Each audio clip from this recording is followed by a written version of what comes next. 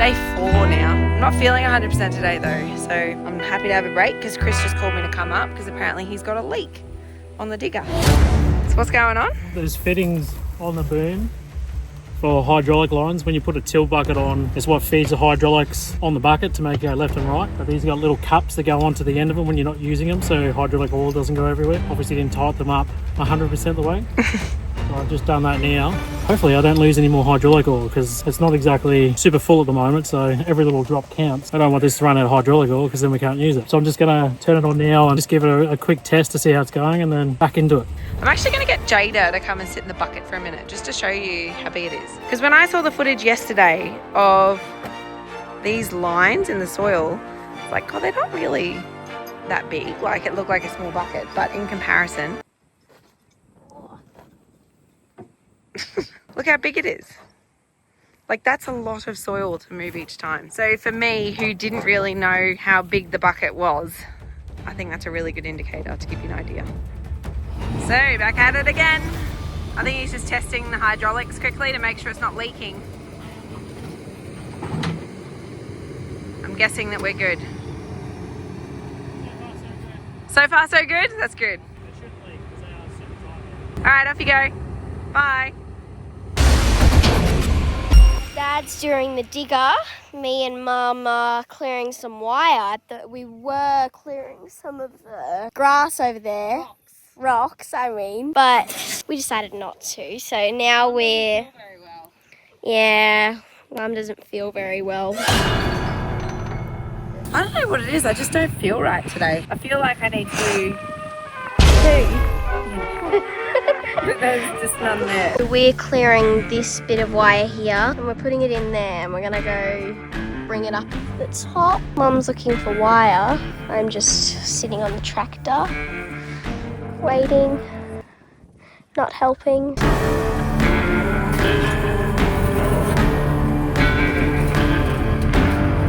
what I gotta do, Jayda, I have to get you to help me with this. Okay. We're gonna hold it all in place and do a strap over it both ways, just so that I don't lose it when we drive up the hill. I think we're good. I'm required to get some B-roll of this.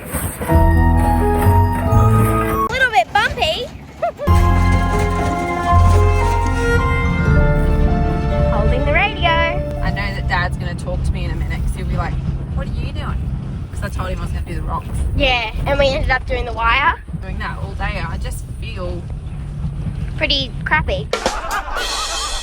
hello.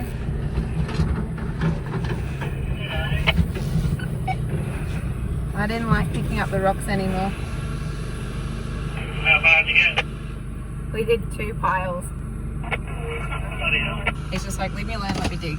I can tell because he's in really short responses. Yeah. So today, Chris is in the digger, and something he hasn't been able to do in ages is a really good drone session. So when he does that, he likes to get all the different angles and whatnot. And what better opportunity than when you've got a 30-ton digger at your dam that you can look at. Oh yeah. So then we thought this is a really good opportunity to show you something new that we have in our possession. Being out here, we don't have any buildings, we haven't got our shed yet, we haven't got a caravan yet, we haven't got any of those things here.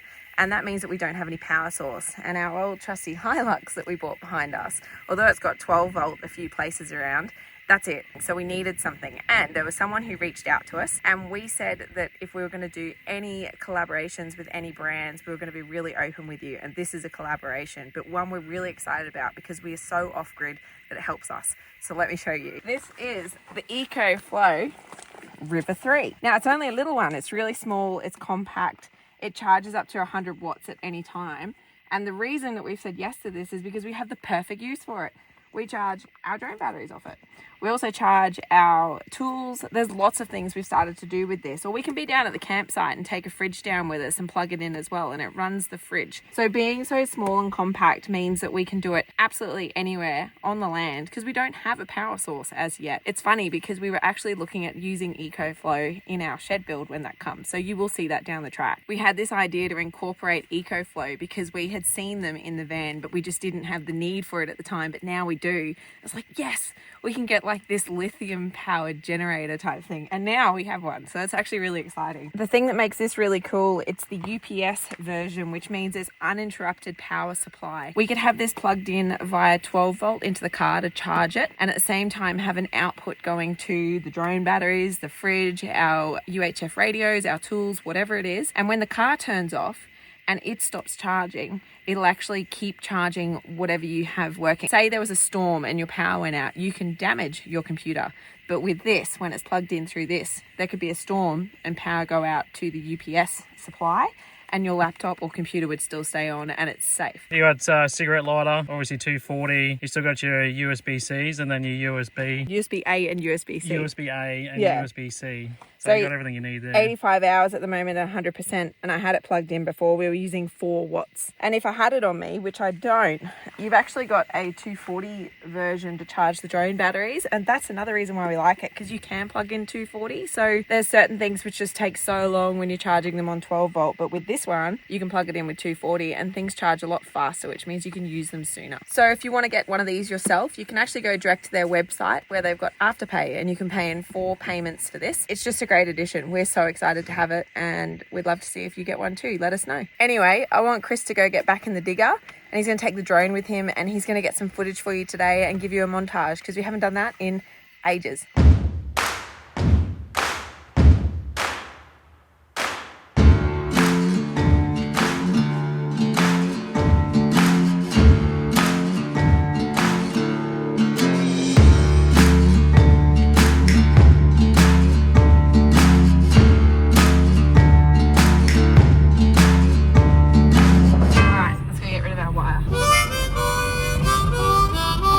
Bad at reversing box trailers. You're gonna get it first go. Stop! Stop! Stop! Stop! There's also even more wire in this bag, which is probably better. I'm very proud of you. I'm proud. Yeah. Someone's been out here. You think? Well, I know. How do you know? Because Dad did some work on this with the digger yesterday. The only thing that should have been in there was the digger marks, and I can see tyre tracks. Hey, babe. Yeah. When you were finished with the digger yesterday, did you drive all the way out the back? No. Someone's driven out here. There's car tracks in the back gully. Well, the road down the bottom. Yeah, there's definitely car tracks. Maybe we'll need to fence after all. Let's get this wire off, and then we'll go for a quick drive over there, and we'll see if we can follow their tracks. Yeah, okay.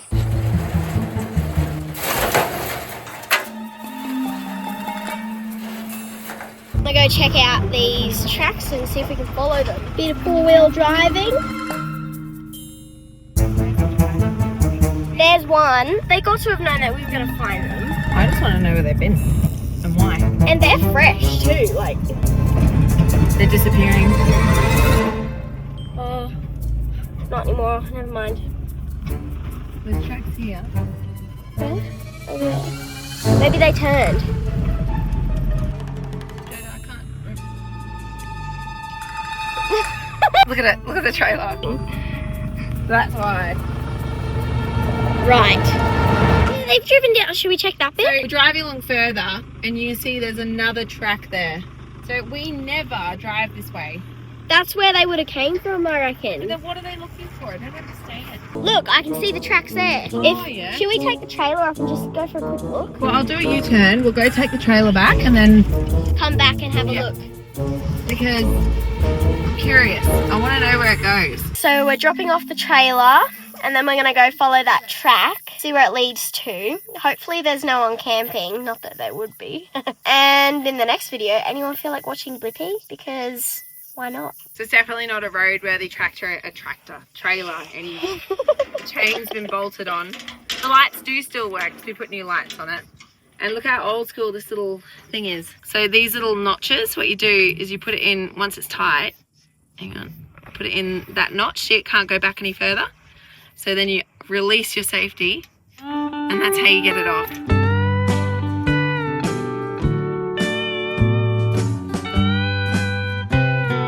Now we're going down to the water to get the tractor, to get the trail cam, down from one of the trees to go put up the back because we're suspicious someone's been up there, as you know. And Mum's going to be driving the tractor and I'm going to be in the bucket. I've been in the bucket before, it's just...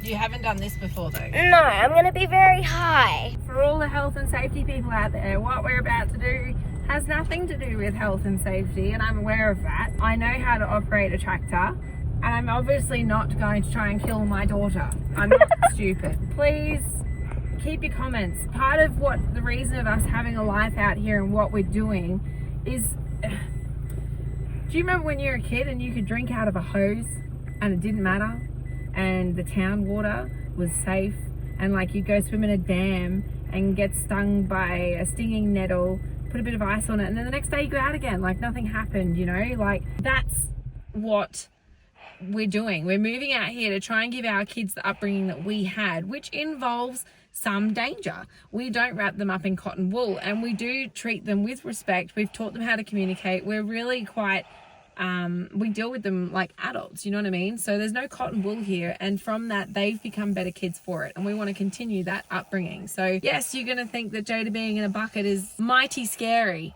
but you know, we've done it multiple times before with lots of training. Like, it's not something where I just say get in the bucket and then joke around with her in the hope that nothing goes wrong. I love the bucket, it's so fun. Do you want me to stop putting you in the bucket? No. Do you want to stop getting in the back of the ute? No. Do you want to stop sitting in the front of the car? No, I want to keep riding the motorbike as well. Yeah, 100%. Sorry if I sound like I'm having a rant. Just, you put things on YouTube and everyone has an opinion on it. And it's really important that you actually review your own opinion and decide whether that's even right for you to say it. Because if you're a helicopter mum, then you know you're a helicopter mum. And that's okay. It doesn't mean you have to put all of your opinions onto someone else because they do it differently to you. We're doing what we think's best for our kids, and you're doing what you think is best for your kids. And I'm putting my kid in a tractor bucket. Yeah. Today. Say hi. Let's go. The bucket. So we're at the first trail camp, and I'm going to go up in the bucket and get it, and I'll show you guys. Jayda, move your bum out of the way. You got it? Well done. We're just going down this track where I had to do a 3-point turn with the trailer. We haven't been down here before, but there's definitely some sort of car or buggy track. So hopefully it's a car and I can fit. Oh yeah, you can see him. Someone's driven through here recently. Hey, it's just really strange. Like, you know, you buy all this land and think, oh, no one's around, but then there's someone here. Like, it just doesn't make sense. So you can see there's tracks there. It's been recently been on though. Well, it only rained yesterday and the day before. So usually if someone has driven on it after rain, it's really noticeable, which makes me think this has happened in the last couple of days. Look, there's a track, a full track that's being driven regularly. That's new. So that peg in front of us, that you can see, that's our boundary line, and then we go like up into those hills. So we're just checking where we are right now. So Jayda's reading the metal tag. 145. 145. So we've got like a sales map that we look at, and that sales map shows us like all the pegged areas for everyone that's bought. Like, what do you call them? Survey marks. So I don't know if that's our boundary or that might be the boundary in front of us, which means our boundary's further back. It's so hard to keep track of. Hey, like, we really need to just fence it all and fence it properly so we know what's what. That'd make life that much easier. There's one more place where they went up the hill. I'm just gonna have a look up there, but I think the verdict is that it's our neighbour. They got 2 teenagers and they ride around on quads and bikes and that. We're just gonna have a look up on the hill where they've gone up the hill and just see where that actually goes, because there never used to be a track there, so I'm a little bit grumpy because they've dug something out, which I'm not impressed with, but it is what it is. Maybe it's going to become a track now that we use as well, so we'll just go have a look and suss it out. And then we're going to put our trail camera in just so we can see who it is next time, because I'd much prefer to know. Let's get Dad for this. He'll feel like he's missing out. So we've never driven this before. This excavator, here's our song. I'm an excavator. Hey, dirt, see you later.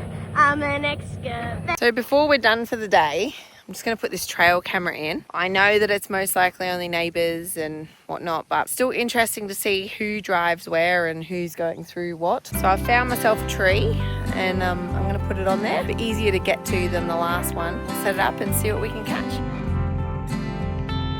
It's so close to balancing. This is our big pipe that we have to put in on the roadside. So this is a council requirement. So the moment we drive through a big divot, that this has to be there. I've still got to go get the 2 concrete ends that go here. They're called sidewalls. It's a big pipe. Okay, throw it in the comments. How much do you think this piece of pipe costs? All right, what are your guesses? You ready? $961. And then the 2 concrete ends that are going on either side are $450 each. Plus we had to pay the council fee to be able to make that entrance, and we had to get a rural address number. So what are we looking at? About $2,500 just to have a driveway entrance. And then of course the hours on the digger and the fuel. Bloody hell, it's going to be the best driveway you've ever seen. So we're finally letting the water out. Bella, come here. Crazy bloody dog. A bit worried. I hope we don't find any turtles or anything. It was so satisfying watching that water flow out into the dam after days and days of digging. Close your eyes. I've got something for you. Don't peek. Put your hand over your eyes. I don't trust you. I did that for you.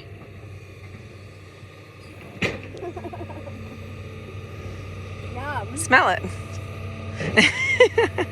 You're pretty trusting. So now that we're starting to get through some of these layers of dirt, you can see there's topsoil, and it goes like a yellow type soil, and then it comes down to more of a red soil. And I just wanted to have a look at that bottom layer.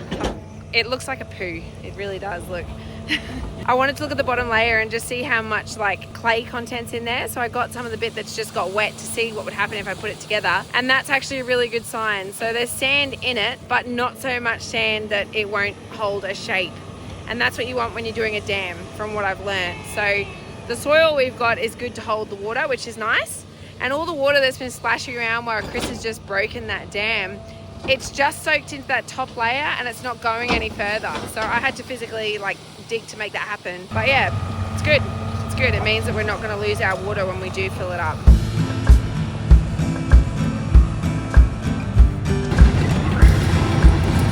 So we're finally finished with the digger and now we're changing to a different pace. Have a look.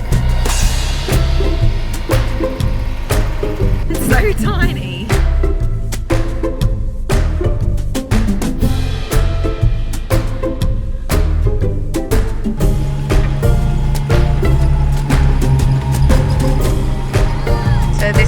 This hill has been an ongoing thing for Chris. He's just never been happy with it. Are you happy with it? No. He's never happy with it. Why not? It's still a bit lumpy. But you're working with things that aren't meant to make it perfect. And you're in the bush. Personally, I think it looks awesome. I think you're just being a Virgo. So the never-ending ramp job is here. He just explained to me right here there's a little divot. He's like, the top is perfect and then you reach this divot. I think in time it'll get better. It's just he can't get it that way this very second. He's not impressed. So over here, this is our big pile of dirt. We're just leveling it off. I'm actually going to grass seed this and turn it into like a little ramp area, and eventually it'll be where our water tank goes to give it gravity feed. Holy bloody moly, this thing is bumpy. But I got the job done and it was satisfying to see the end result. So Chris has just got out of the digger. No, not dingo. What's it called? Bobcat. He's just got it. He's just got out. It's 3 o'clock on a Sunday afternoon. So we've been at this since last Monday. So a whole 7 days, just constant machine. We've been out here every day. I feel exhausted right now because I've just got out of that bobcat. It's rough as. I've been watching him it's just bouncing around, eh? But it's been just a massive week. Like, it has been fun because of being in machines and getting lots of things done and having a play, but it's like been a full-on week. Like, I've had a week off work and it feels like I haven't left work. Like, it's just been flat out. We've done so much. Like, even that behind us, that actually isn't our house, that's our neighbours. And then that one there on the other side, that's our other neighbour. So we just said, well, we've got it. Do you want us to make U-tracks? So we've been able to do stuff for the neighbours, stuff on our land, stuff for the house, stuff for the shed, stuff for the campground, like everything. Stuff for stuff. Everything. And the float just came to pick up the 30-tonne digger probably 20 minutes ago, so 3 o'clock Sunday afternoon. Anyway, I reckon that just about sums up all of our machinery. Yeah. But on to new things. Yeah, or we can come back out and sort of just chill a little bit, I guess. Oh, I want to come out and just bring a 6-pack and do nothing. Yeah, just enjoy the land again because it feels like it's been forever. Yeah. Well, the crazy thing is, like, this weekend coming is another working bee. So Yeah, so we're not stopping just yet. we're full steam ahead. There's plenty happening, but the best part about it is everything that we ended up doing is all for a reason. And it's for long-term benefits. Yeah, it's all for the future-proofing of the place. Like, not only for camping, but for us to live. And Yeah. it'll be really satisfying and nice just to be able to sit back and look at it all and go, we did all that. Yeah. So that's what's driving me. I'm ending this because I can't feel my arm. It's like, See you guys. I can't feel it.